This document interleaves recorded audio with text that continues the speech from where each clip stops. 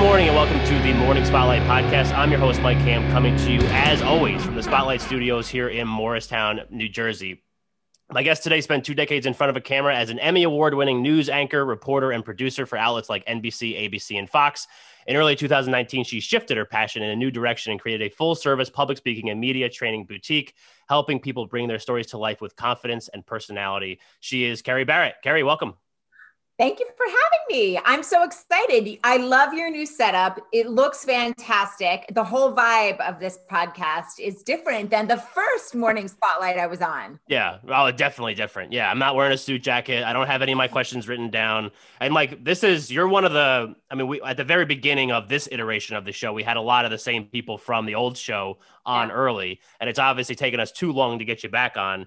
But that could be a good thing because I know you're busy and all that kind of stuff, which we'll get into in the whole, what you got going on. So, first question out of the gate though, like, how is my on-camera presence? Like am I in the center of the camera?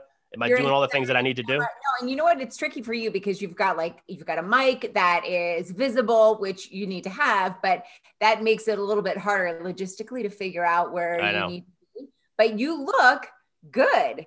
And I like your backdrop. What is actually behind you? It's a green screen. But like, are you like in your kitchen or? Oh, I'm in my bedroom. You're in your bed. Okay. Got it. Okay. Yeah. The old show I used to do in my like dining room in my 1-bedroom apartment here. Right. What am I saying? This is the Spotlight Studios, but yeah, just putting it now in. Yeah, the green screen in the bedroom. Are you telling me your bedroom is the Spotlight Studios? No. I would never say that. But yeah, it just kind of like worked out. But all I have really, and it's just like, I always think it's so interesting to kind of see like other podcasters with their setups. Yeah. They have like all the equipment and they have like maybe a studio or whatever. I literally have a plastic folding table that I got from Walmart. I have my computer. I have a big screen over here, just kind of have like some info that I want to have on hand. Not so you can look at yourself? Yeah, right. So it's literally just a picture of me. And then, you over here on the laptop. And that's it. That's like what I got. And this thing is just, I wanted the boom arm, so it kind of got it out of the way a little bit. But I like it. You look very professional. Thank you. I'm at least giving like the appearance that I'm professional. 100%. And along with it, the beard, the hat, the glasses, the shirt, the whole package. Yeah, it's a whole package. That's the brand. Like that is what the brand had. I had to build something. So this is what. And I love it. I love it. You're a brand builder. Right. Yeah, I'm a personal brand guy. So I was just curious. I was wondering because today's March 4th. I told you this episode is going to post April 1st. Yeah. So we posted my 50th episode today, and it's taken me 50 episodes to finally ask you if my on-camera presence is actually good. So you look amazing. 50 episodes. Congrats. Thank you. So I think yours is going to wind up being like, I don't know, 58, 50 something. It's crazy. What a ride. What a ride it's been. When did you start doing this? May of 2020. So that was like the old show started in May, 12 weeks of episode a day. So 60 episodes. Yeah. Then July, I think 14th was when I posted my first episode of like this iteration of the show. Yeah. And we've been going like 1 or 2 episodes a week since then. And were you like shitting your pants for your first episode? Yes. That's why I had like my first ever episode was just me talking for like 2.5 minutes. Like I did like a monologue type thing that I put on like a Google Docs in the middle of the screen as like a teleprompter. And I had it all written out. And the amount of times that I had to go through that and just kept like messing it up over and over and over again. But that's why I did the scripts for the shows, because I would have to, like, I wouldn't be able to go through an episode without knowing exactly what I needed to say at the next time. But then like I had people on like you and some of the other people that were just like more experienced being on camera and having conversations like that. And like I would ask my, stock question, you would give like this incredible answer. And I'm like, oh man, like I really want to jump in with something else, but I have this second question that I need to get to because we're going to run out of time. So that it definitely has taken me a long time to get comfortable. And then, I've talked about it all the time, like how many iterations of this show there has actually been. And now it's like I have the bio in front of me and that's it.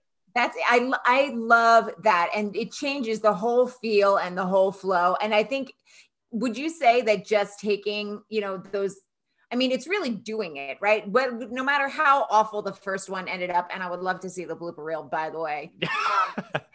Trust me, I've had my fair share of that sort of stuff too. But it's doing it incrementally. Like, okay, I'm going to do this for 2.5 minutes, and then I'm going to do another one next week for 3 minutes, and then 5 minutes, and then I'm going to have a guest. It's like, I mean, and it takes a while, but once you start to do it and you get comfortable with it, then it sort of becomes second nature. Yeah, right. And that, yeah, and that was the thing. Like, if I needed to do it that way to start, to at least get myself comfortable on camera, comfortable talking to people. Right. And then it just took a while for me to kind of get into this mode where now I can actually like just not, and like, you came on one of my Clubhouse rooms on podcasting a couple of weeks ago. Yeah. We talked about like doing an interview, and you've interviewed a lot of people, probably a lot more than I've interviewed, but like you talk about it more in just like the terms of a conversation. Yeah. And that was one of the things that I think that really kind of started moving the needle for me on this show was that like I took a step back and was just like, dude, for work, for life, you talk to people every single day. Like, why does it need to be, let's go through like this outline or let's go through these questions and like interview them like they're, like Barbara Walters interviewing Saddam Hussein. Like, it's just not, it's not that. Few minutes. Yeah, exactly. Right. Yeah. Yeah. Yeah.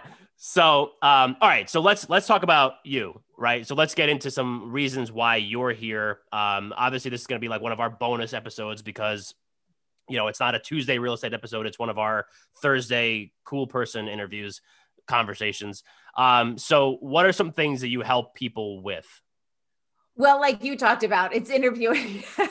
Interviewing techniques is one of them. It's interesting. I actually have had a number of people who've asked me to conduct interviews for them for content creation, basically for video content creation, because people are beginning to realize, especially with, we're now in when this hits, we'll be just through the 12th month of the pandemic, and video consumption and creation had already been just growing by leaps and bounds, but the last 12 months has made it that much quicker and that much larger, and that many more people who are spending billions of hours cumulatively daily on different video platforms, both consuming and creating. And I think that people realize, or starting to realize, that if they're not on that video train, as I like to say, that like video party bus is really what it should be. Yeah. And if you're not doing handstands on the keg, you're missing out. Right. But it's, so if people are uncomfortable with video, they'll ask me to conduct a Q&A with them so that it's much easier, to get back to your point, to have just a conversation where, maybe it's not exactly conversational. I'm asking you questions, they're answering it, and we're recording it. That's a little bit different than a normal conversation, but it's much easier to talk extemporaneously and off the cuff and be authentic when you have somebody asking you a question and there's somebody there who you're talking to, rather than just speaking into, the little green or red dot on the top of your computer monitor. Right. And like, I think that if somehow people don't realize that putting yourself on camera right now is like imperative, because it even goes beyond just like, maybe you don't want to host a podcast. Maybe you don't want to do the stuff that you're doing, but like you do Zoom calls all the time. And like, I mean, how many Zoom calls, like just business related Zoom calls, have you been on where it's just, it's just awful, like right. That look, like the audio is all messed up.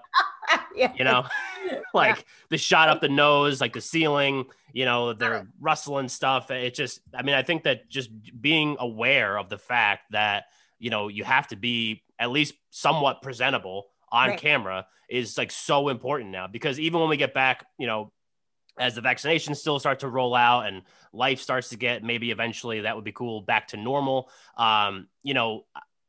you're going to go back to in-person stuff. But at the same time, I do think that there is still a place for these Zoom calls, because I mean, totally. Yeah. Right. I mean, so, there's a reason that your podcast has a video component. It allows you a greater content opportunities. I mean, that's really what it's all about.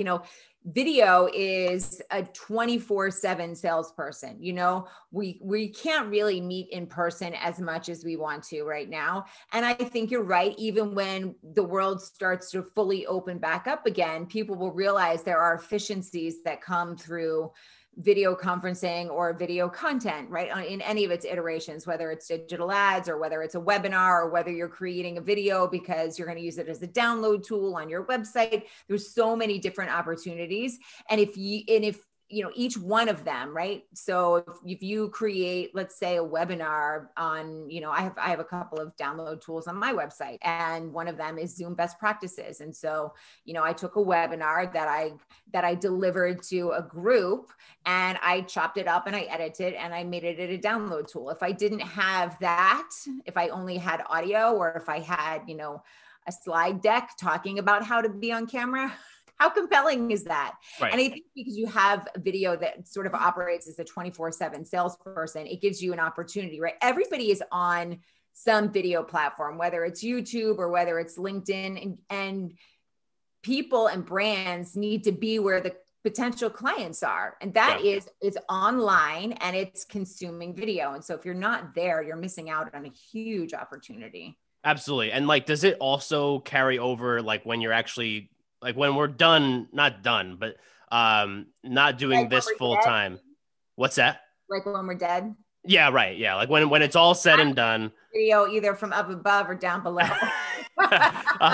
When this, virtual, requirement basically to do all things virtual right now is over, does the video skills carry over into, I'm just hopeful that they do, because I think I've gotten more comfortable on video. Yeah. Do they carry over into those in-person face-to-face meetings?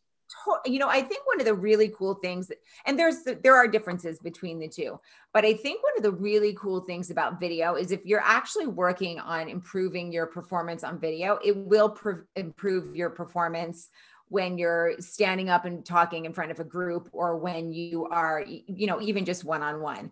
And while the camera does different things than a stage does, there's a few overlapping elements. So one of the biggest things that I see the mistakes that people make when they're on video is just lack of energy. And it's not necessarily because they don't like what they're talking about, or they're not enthusiastic about it, or they're not knowledgeable about it, but the camera does crazy things to energy. It eats it for lunch, is what I like to say. And that's actually a term I picked up from Chris Vaglio. And it absolutely does. And so when you begin to hone your skill, and you begin to really practice and then go back and watch, and you think you deliver your 30-second elevator pitch with vim and vigor and gusto, and then you go back and you're like, holy shit. Oh my God.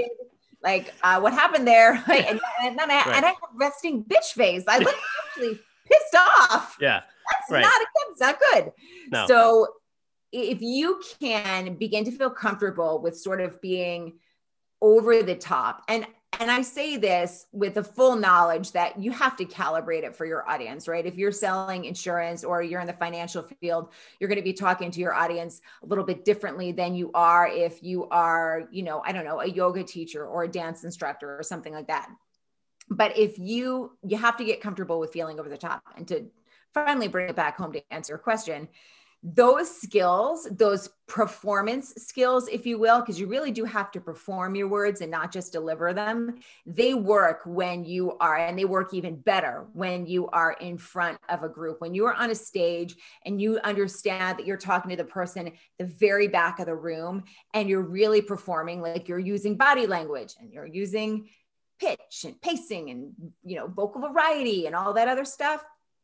Boom, you knock it out of the park. I mean, how many presentations have you been where somebody's, up on stage and they're selling from the stage, or they're just boring as hell, Yeah. It's and somebody who is charismatic, they don't even really have to say as much, but the audience likes them. And that makes the whole interaction that much easier and that much more memorable. Yeah. And you're absolutely right. When I first started doing this, it was a little bit different, when I did the first show and now doing this show. When I first started doing this show, I was like, oh my God, my hands move so much when I talk. And my girlfriend has always made fun of me for my hands moving a lot, but whatever, this is just how I do it. With everything. And, maybe it adds 10 pounds. That's what I just tell myself. But, but that's what 5 cameras on me right now. Yeah. But Kerry, you are an Emmy award-winning broadcast journalist, so obviously being on camera, right?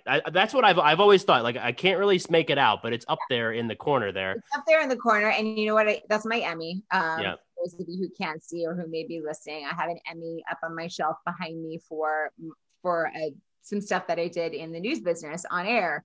I used to keep it hidden. I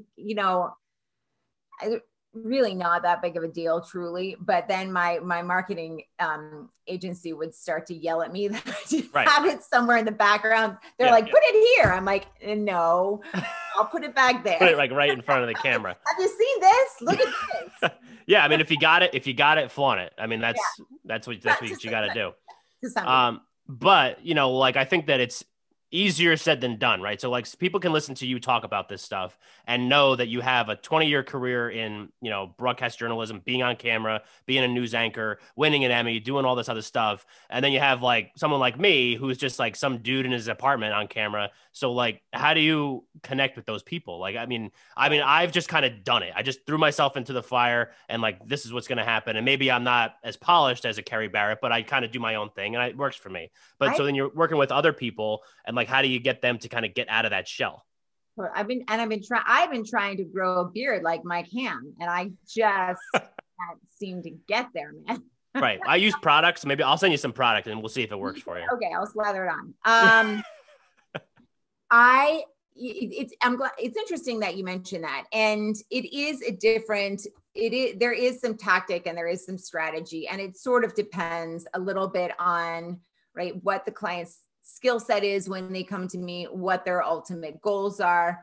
But truly, truly, at the end of the day, right, you can learn from me best practices. We will rehearse, we will critique, we'll go back, we'll talk about anxiety management, we'll soup to nuts, vocal variety and camera placement and the whole 9 yards. But at the end of the day, you cannot intellectualize your way into being good. Like, it's just, my husband's a pilot, and I always say, you can give me a book about flying a plane and I could read it cover to cover, but I don't know how to do it. I just know what it says. Right. And it's the same thing with public speaking. You may walk away from a webinar or a seminar or heck, coaching session with me, but unless you put it into play, and that's where like accountability partners come in, and like some of my, my video challenge groups and those sort of things. Like, it's actually doing it where the change comes. And what you did is the best way to do it. Just dive in. It's scary as hell. Holy crap. It may take you 2,500 takes and the end result is still shit, but you have to publish, because if you don't, it's all wasted. And that's really the only way that you get better. It's truly, truly doing it. But before anybody publishes, I always just suggest get in a Zoom room or whatever it is you use, sit down and record and deliver your elevator pitch, or like a 60-second something or other where you would be introducing yourself, and then go back and watch. I will tell you, 20 years in the news business never made the going back and the watching any easier. I hate it. I still hate it. I hate listening to myself. I hate hearing myself. It's completely cringy. And that I likely will never change. If somebody listening has figured out how to make that process less unpleasant, I need your coaching. Tell me, because it's probably something like, it's a little bit of therapy that I could use. But go back and watch. And then that's how you start to make the change, right? And practice 10 minutes, 5 minutes, 15 minutes a day. And then eventually at some point in the not too distant future, go ahead and take the plunge. Yeah. And like some of the things that I've heard you talk about before, because I mean, we've known each other. We've never met in person. You live in the same town as my parents, but we've never met actually in person. Yeah. I went to Pope John, lived in Sparta. Yeah. Did not know that. Yeah. But anyway, digress. So we can figure something out, down the road. But you talk about, and I've heard you talk about before, how like, I think people sometimes have this misconception that people like, me that may have like a lot of energy and like look like I kind of know what I'm doing, or someone like you that comes as like, this polished, like, perfect package, at least in people's eyes. I know that you don't see that, but that was not something that was always like too easy for you. You had like a stage fright thing, right? At the very beginning. God, no. And you go to YouTube and don't do this, but I'll just share it for the record. And you write Kerry Barrett bloopers. You'll find them. They're there. Plenty of other people saw them. Some have even commented on them. No, I was a disaster a full-fledged. I keep trying to find my blooper reel from my first job. And when I find it, you and I will post and we'll do a comparison, because I guarantee you mine was worse than yours. It was a mess. But you had a question that you asked me. I can't remember what it was. Just two pros doing an interview together. This is great. The question was, so you were not always, you were not always comfortable on camera. Yeah, right. Yeah. Stage fright, all that. Oh, the whole 9 yards. So I had a terrible fear of public speaking. I don't mean like I just don't really like it. I'm going to I'll muddle through. It won't be terrible. It won't be great though, but I can deal. When I tell you I had a fear of even being seen, like I would suppress a cough or a sneeze in class in elementary school, just so as to not make any noise, so as to possibly avoid drawing any sort of attention to me. And that's not an exaggeration. It was painfully shy, a complete wallflower, 100% introvert. And when I had to give a presentation or something, or like a book report, even if it was a group of us, I'm like, back of the room. And I always say this because it's true, hyperventilating, definitely crying, possibly have peed myself. There's probably at least one or two like throw ups that I swallowed back down again. Yeah. And that's how it was all the way through college. And I actually started out as a pre-veterinary medicine major, and because I like, hey, I work with animals, I don't have to deal with people. Right. And I did that for 2 years and realized that one thing I hated more than people was chemistry. And that was going to be even more painful for me. So I took 1.5 years off. I never hated people. I jest, but you get the idea. Yeah. Right. So I took 1.5 years off, and my school, Clemson, great science, engineering, superb pre-veterinary medicine program. Not so much with the liberal arts and the communications, but they had started a communications program, and it was incredibly broad. It was like speech pathology and business communications and marketing and PR and advertising and a little bit of journalism, mostly print. And I thought, well, surely I can find something in this huge range of opportunity that I can A, use to make a living, and B, I don't have to take any more science classes.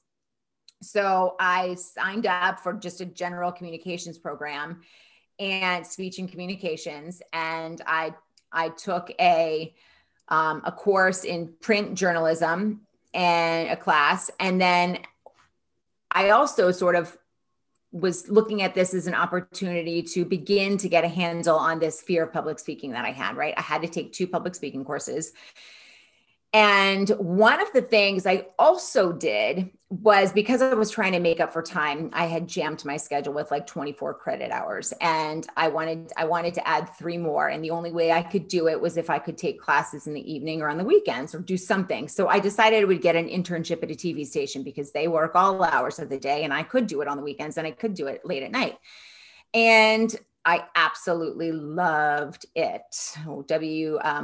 YFF, it's the NBC affiliate in Greenville, South Carolina. And day one, I'm like, I got to figure out this speaking thing. And I did. And I did it similar to you. It was not all at once. It was not like, I'm just going to do this. And I was great at it. It took a lot of blood, sweat, and tears to make it happen. And I know I'm answering this question in a very long-winded way, but I will tell you this. This was the key for me. This is when it all started to come together. It all started to come together when I, took those little bites, and I had to do it every day. The newscast was going to happen, whether I had my shit together or not. But when I realized that I could handle whatever was thrown my way, when I realized that no matter what went off the rails during the newscast, right?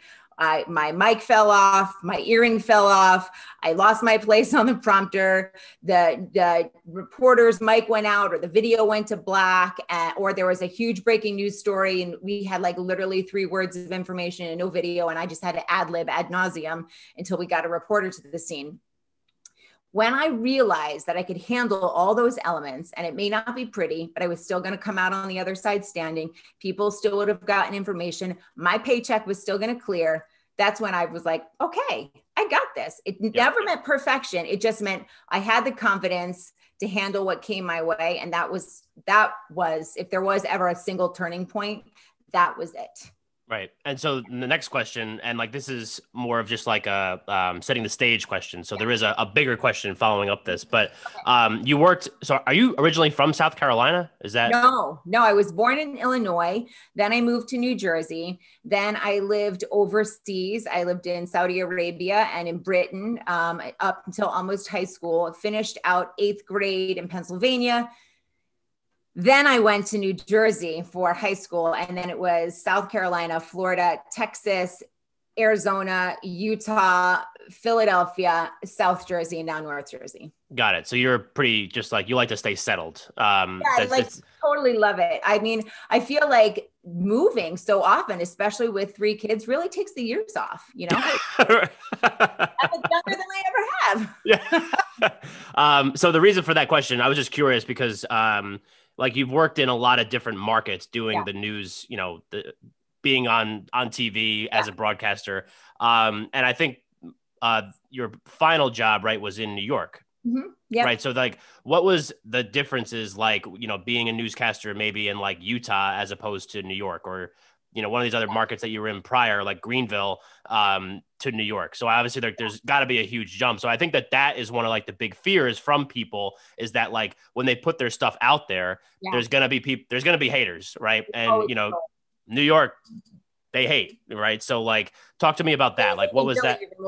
So well, yeah, that's also true. But like, what was that like trajectory like, dealing with that kind of, you know, feedback? Yeah. You know, it's interesting. And there are, when I moved to, my first job was Wichita Falls, Texas, which is like a tiny little town, north central Texas, 15 minutes from the Oklahoma border. I got off the plane at the regional airport for my interview. There's like a giant junkyard next to it. It's November. Everything is brown and flat. And I was like, holy shit. Absolutely not. Before I even got to the station, which, oh, by the way, was in an abandoned airplane hangar. Nice. And I nevertheless, I didn't allow that fear to dictate my decision. I took the job. I freaking loved it. I spent 3 years there, which is 1.5 years longer than I had anticipated. I learned so much. What I also learned when I moved from there to Phoenix, which was my next job, there is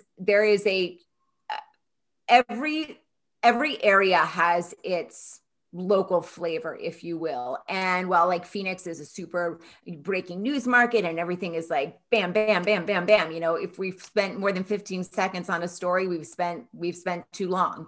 Whereas Wichita Falls, the stories were longer and it was a little less fast paced. Every station is different, right? And even within one market, Utah, it was a really difficult market for me, actually. Beautiful place, lovely people, very conservative, and that's fine. That's just a little different than me. And I really struggled, even though demographically it looks like I should fit in there. Yeah. That became a real struggle for me. I always felt like I hadn't quite found my footing. The troll thing is universal. I love Philadelphia. I didn't have a huge problem with trolls there. Maybe that's because my family's from that area and I kind of understand how it works. But the troll thing is, you know, I mean, I would have, oh, I see you're wearing glasses today. Is that because you're trying to look smart? Or, yeah. And I'm like, absolutely, it is. Yeah, right. Yeah, that's why I wear glasses, honestly. I mean, I could see just fine. Not even real.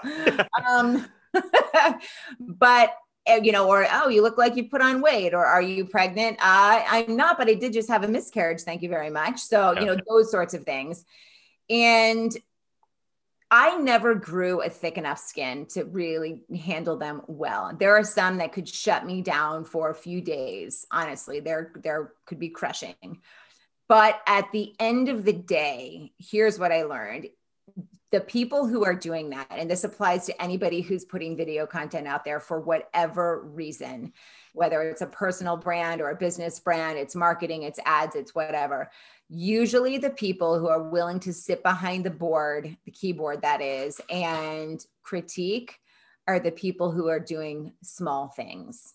And I don't, there's nothing wrong with doing small things, but they look at somebody who's doing something bigger, and apparently it's something they would like to do, or something to that degree, not necessarily be on camera, but, you know, perhaps it's somebody who's frustrated for some reason with their career, or they have a crappy boss or shitty colleagues. I don't know. Right. And they reach out, and that's how they lash out. But truly, at the end of the day, that shit does not matter. Like it really doesn't. It never affected my paycheck, never affected my time on air, never affected my rapport with my colleagues. And it won't to anybody else who's putting out video content either. And if you let those people dictate how you operate, you're letting some at square story 631579 sit on your shoulder and tell you what you can and can't do. And that's BS. Yeah, right. Absolutely. And I think that that's like, you know, gotta be one of the reasons why people are so like, you know, at least initially hesitant to do that. But honestly, like for me, I think the biggest, at least talking to people that are like trying to start a podcast or trying to do, you know, put content out there, and maybe you could kind of speak to this too, is like the fear, like they're their biggest critic. Like you were talking about how like you don't like the sound of your own voice. Neither do I, honestly, but I just, you know, have just sort of accepted it. I'm not going to change it. But right. I hear people talk about how like I was running a room on Clubhouse and we talk about podcasting, and somebody came up and asked me a question. They were like, well, how do you slow down when you're talking? And I'm like, I'm literally the worst person to ask because I talk so fast and I'm not willing to slow down. So why would I want to change who I am? And it kind of goes, and we're going to get into like, maybe like authenticity here in a second, but that's gotta be the biggest troll that you're worried about, has got to be yourself, I would think. It is. It's all this head trash up here. And for the voice thing, I'm just going to throw this out there because I get this question so often. We hear there is a disconnect for us because the way that we hear our own voice through, you know, through the muscles and the bones in our face, and the way somebody else hears it to whom we're speaking are two totally different things. So the discomfort for most of us comes from the fact that we actually sound different than we had imagined that we do. Yep. So it's not what we're used to. For somebody else who's listening to you speak, whether it is on the news or whether it's in a video or whether it's on a webinar or a Zoom call, there is no disconnect for them. That's just what you sound like. And they've either accepted or they haven't. And if they're there listening to you, they've likely accepted it. And so there's none of that going on for them. That when that happens to people, and listen, I do the same thing. It's all up here. It is strictly up here.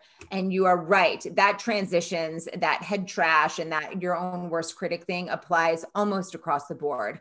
I always say when I have a client that asks me that, I'm like, here's what's actually going through your audience's head. You're sitting up on stage and you're giving a PowerPoint, and you know, the slide goes out or it doesn't advance, or you lose power, or you forget your train of thought for a moment. And that happens to all of us, all of us, all the time. That happens to me every episode that I do. I lose my train of thought, forget this great question I had all teed up, ready to go. And at the end of the answer, I'm like, shit, I forgot what it was.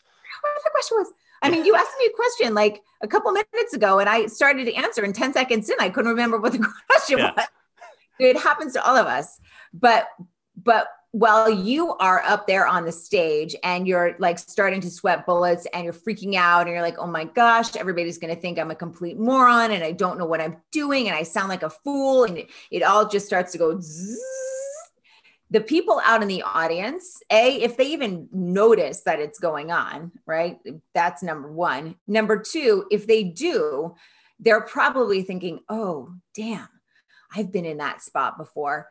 That sucks, but holy cow, Mike's handling it pretty well. I don't know if I would have been able to handle it that well. Right. I don't handle it that well when I lose my train of thought, or when my slide doesn't advance, or the power goes out, or I get all flustered. So likely the audience, because they are rooting for you, they're seeing it through a completely different lens than you are. And usually the lens is one that is comparing your reaction to the way that they would react to the situation. And we usually find that we don't measure up internally, right? That's just how we are programmed. We're always less than. Somebody's doing it better, they're bigger, more beautiful, making more money, whatever. That's what they're seeing. They're seeing, oh my God, Mike or Kerry or Bob or Sue, whoever, they handled that poop show with grace. I don't think I could have done it as well. And that's what you have to remind yourself. Right. So I know, like, I'm looking at the clock and I'm like, I know we have like about 15 minutes to go. I can talk. I talk a lot. I'm sorry. No, so do I. I mean, we've kicked it off with basically me talking the most, which, sometimes doesn't happen, but that's what you get when you get two people that are just like comfortable doing this, having a normal conversation. That's what this is. But one of the questions that I know that I want to get to, and I've been talking about authenticity quite a bit over the last couple of weeks, on Clubhouse, on social media, on whatever. I think that sometimes people may look at like a news broadcaster and how they have to kind of be like polished up, and like the authenticity might not be there, but I think that they have to put on like a shield of authenticity, or a appearance of authenticity, to at least like seem credible and establish that trust with the audience. Totally. But then I think you look at authenticity or you hear people talk about authenticity, and it has to be, like, I have to be the life of the party, and I have to be the loudest person in the room, and I have to be like, dress weird, and like have a bunch of tattoos and stuff. Like, so how do you tattoos? What's that? You have a bunch of tattoos? I only have one. Okay. Yeah, and you can't even see it. But so what is the like, how do you develop like that authenticity and like, help people put out their best personal brand? Because it's exhausting to be someone else, especially when you're on camera. And like, that's why I stopped the original show, because I wasn't myself, and it was exhausting trying to put on this facade every day. Totally. You know what? I actually found that to be one of the most challenging parts of news. Like, everybody who knows me, the key is to be the same on air as you are off air. There's not a single person who is, because we'd all be fined out the wazoo by the FCC, because news people have notoriously dirty mouths, right? We all are like sailors, and that's no offense to sailors if you're watching, but my point is there is somewhat of a divide that you have to make when you're like delivering news, especially if it's serious, and how you would deliver that same story to like your spouse or your partner or like a friend. Where it differs is when you are creating, especially if it's a personal brand, but also like a business brand video, that authenticity has to be there. But there's a similar, I don't want to say veneer, that's not exactly the right word, but if I'm creating a webinar and I want to use it to talk to, sales teams, I'm going to change my language a little bit. I have to, right? Yeah. I can't be dropping F-bombs, and I'm surprised I haven't dropped any yet, by the way, on this podcast, but I haven't. Yeah, honestly, I'm a little surprised too, knowing you and having some of the conversations that we've had, but it's great. There you go. Yeah. Beep. The thing is that you have to figure out how to calibrate what is really and truly you and the audience to whom you're delivering that message. I think it's one of the greatest assets that Clubhouse has right now. And it's also one of the reasons that any sort of live content is growing in leaps and bounds and gets priority on the algorithms when you're on Instagram or LinkedIn or whatever. It's because people like that authenticity that comes with a live video, right? Or live audio in the case of Clubhouse. And the reason is that there's no editing that can go into it, right? So you're sort of on the edge of your seat. You can be anyway, like, what's going to happen next? Right. Is she going to drop an F-bomb? Or, what's going to happen? And there's nothing that can be done, right? Once you say it, 2 seconds later, it's out to Pluto and it's never coming back again. And it can't be judged or, cleaned up. That is why that stuff is so popular. It's because people are getting an unvarnished version of whomever it is that's speaking to them, whether it's a CEO of a Fortune 500 company, or whether it is, a yoga teacher who's starting a parents group that's doing yoga Facebook Live, right? It's just, that's what it is. That's why it's huge. There is a performative aspect that goes along with being compelling on video. And all I mean by that is you can maintain your authenticity, but you have to be aware that it's different when you don't have a captive audience. Anybody can click off of your video at any time.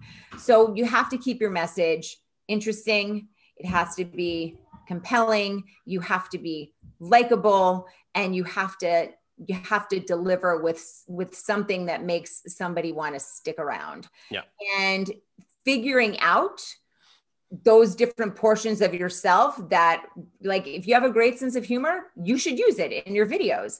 If you have, a little a tidbit or a fun fact, or you're a great artist, like, you should allow those portions of your personality to come out. Those are the things that will make you authentic, and the delivery of your message will make you authentic. It's just that you have to make sure that your message, right, even though it's just not extemporaneous speaking, it has to be a message that is clear, that is understandable, that your audience is getting something out of. I have a client who wants to ad-lib all of his videos. And I'm like, no, because when you ad-lib, it's 6 minutes. And I know that's how you talk to somebody who's sitting in the room with you, but they can't get up and leave.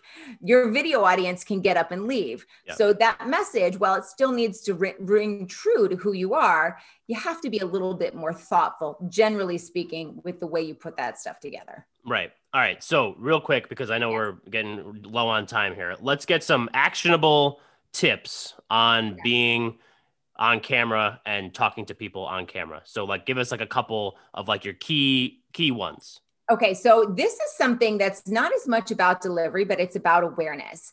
And it has to do with understanding that when you are on camera, right, there is very limited context for your audience with what's going on around you. Like, for example, my dog just pooped on the floor here, and my kids are running around outside, probably without any clothes on.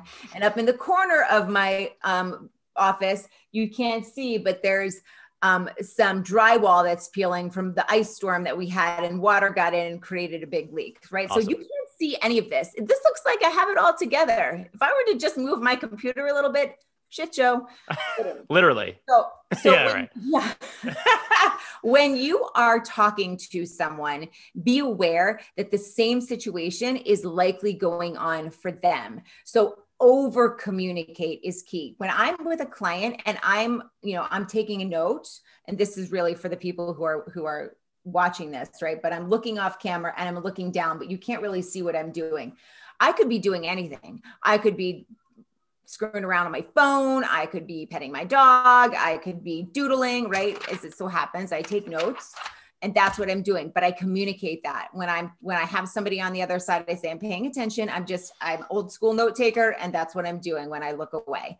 The other thing that I think is important is that there's so much, and this relates to context, there's so much nonverbal that is lost when you're on video. Number one, people don't know where to look. If you're on a call with 20 other people who are up in the gallery view, maybe someone's not looking at you as you're talking. The whole nonverbal thing is a mess when it comes to Zoom, right? There are certain ways you can mitigate that, but generally speaking, there is a whole lot that's lost. So I would suggest using emotion words to describe the things that you're feeling that you would normally convey through your nonverbals, right? Whether you're sitting on the edge of your seat, or you're like tapping your foot, or you're excited, or you're not, right? So let's say, and I always use this example, let's say you have, a client drop off for some reason on this side, and then you have a lot of engagement with your social on this side. And normally you might be like, we have a big client drop off. And you're indicating that that's not cool. We need to figure it out. We have a fantastic client engagement rate on our social media posts. All of that is conveyed non-verbally, right? The words are, I'm just stating facts. Yeah. So when you say we have a big client drop off, you should put language to that. I'm really concerned about this client drop off we have. It's alarming at how great it is. And we need to do some digging into what's going on there. Other example, I am over the moon about how much engagement we're getting on our social media posts. We need to figure out what's going on there and make sure that we keep doing it. So in case anybody misses, and this is a very simplified example for the sake of this podcast, but in case anybody misses what you're actually thinking and feeling about those two statements, you've put words to it. So if they miss the nonverbal, they sure as heck still know how you feel about the lack of the client drop off and the client engagement. The other thing that I would say, and this is so incredibly simple, but people forget it all the time. Outside of eye contact, right? Looking in that little camera there. The single biggest thing that you can do to create rapport with your audience is start with a smile. So I'll give you an example. It's, again, sounds super easy. You would be surprised how few people do it in a networking meeting or in a client call or a call with your teammates or your boss. I have a client that we created some digital ads for, and this client was the face of the ads. This client never smiled at once, and I was not there coaching this person through the recording process. Otherwise, I would have said, "You need to smile." Yeah. Please. And the ads performed poorly, and the feedback that they got was, "This person never smiles. This person looks angry." So it's something that we would do generally when we're meeting in person, but because we don't really feel that way when we're on camera as much, sometimes those little niceties that we generally do fall by the wayside. Don't forget to smile. Again, sounds simple, but a lot of people forget it. Totally. Yeah. I mean, in that answer, I looked at myself in the screen. I was like, oh shit, I'm not smiling. And then put a smile on my face. Well, you know what's funny? So I was on a call with a group of 10 other people. 4 were potential clients and 6 of us were presenting this proposal. And I was looking down at the gallery view of the people on the team who were presenting the proposal, and one of them looked sour. And I know that had I seen this person in real life, it would have been a neutral face, but the camera, again, does weird stuff. And so I messaged this person. I won't even say whether it's a man or woman. And I'm like, you need to at least just do a little upturn because you look ticked off right now. Yeah, right. That's good luck. Yeah. All right. So I know we're bumping up against it. So let's move the show into our closing segment, which we call Under the Spotlight, because this is the morning spotlight. So under the spotlight, we're going to put Kerry Barrett under the spotlight. So what is one thing you want the spotlighters to walk away from this episode with? The one thing that I would love the spotlighters to walk away from this episode with is, this is easier said than done, but if you are considering jumping on the video party bus, and that's what it is when you get comfortable with it, it's a lot of fun. It's a lot of work, but it's a lot of fun. Do not put it off any longer. There are a million ways that you can create great DIY marketing video for yourself or your business or your personal brand using your phone. It's a better camera than most of us have ever had before, even when we had an actual camera. Jump in and do it. If you do not record, publish, you will never get any better. It's showing up is hands down the most important thing that you can do. Definitely. I love Under the Spotlight because it's just I just said this on the last episode that I recorded. Every episode, the Under the Spotlight stuff is just bangers. They're just great. So let's do some plugs. So where can people get more Kerry? More Kerry? God, haven't had enough. No, yeah, definitely not. You can find me on any social media, LinkedIn, Instagram, Facebook, Twitter, a little bit of TikTok, Clubhouse, YouTube, obviously, and a little bit of Pinterest too. And you can also find me. The easiest way to get a hold of me is to go to my website. It's Kerry, Kerry, BarrettConsulting.com. Like I mentioned at the top of this podcast, I have some download. I think I mentioned I have some downloads there, and you can use them to get, tips for your sales teams or tips on video presentation. And actually, if I could, I have a couple of digital courses that just launched. One of them is all about interviewing, a series of courses all about interviewing virtually, not only presentation, but delivery, your story, all of that. And then there's another course that is all about creating DIY marketing video for your business or your personal brand. And that's soup to nuts. It's everything from editing and gear and lighting and audio and background to script writing and reading off a prompter and presentation and delivery, and then strategy and SEO. So those are two projects that have taken up quite a bit of my time over the last few months, but I'm really proud of them. And I think they are super, super helpful. Awesome. And all those are on the site, right? All those are on the site. Yes. Okay, good. All right. Yeah. Maybe I'm going to have to go check those out myself. So, all right. So for everybody listening, that is going to wrap up our show. Like always, I will put the website, themorningspotlight.com, my email address, themorningspotlight@gmail.com in the show notes. I will obviously also put all of Kerry's links in the show notes as well. Kerry, thank you so much again. This was long overdue, and I'm glad we finally got it in the books. Me too. Thank you so much for having me on anytime. I love your show. Oh, I appreciate that. And everybody else, thanks for listening, and we will catch you next time.